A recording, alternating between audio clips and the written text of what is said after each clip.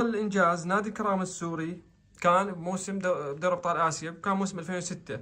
نعم. وصل للنهائي وخسر من تشامبوك اعتقد الكوري نعم. الجنوبي.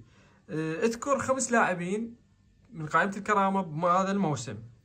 طبعا مصطفى، نادي الكرامة السوري. مصطفى هاي اللعبه انت تذكرها كلش زين. انا وانت كنا حاضرين او حضرنا اكثر من لعبه لنادي الكرامه بدوري ابطال اسيا 2006 2005 2006. كان نادي الكرامه نادي جدا رائع وجدا قوي. تمام. هوايه نجوم، يعني التشكيله ولو مو كلها تحضر ببالي، ولكن اللي يحضرون ببالي اذكر كان 5. الحارس مصعب بلحوس.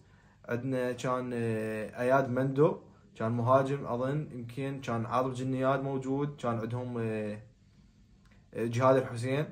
وكان عندهم بعد مثلا اللي بالوسط كان يمكن محمد الحموي، او اي محمد الحموي اظن. دول 5 يعني، اظن دول اجوا ببالي. يمكن اكو بعد اذا شوي اذكر كان اكو هذا المدافع البرازيلي هم يمكن كان اسمه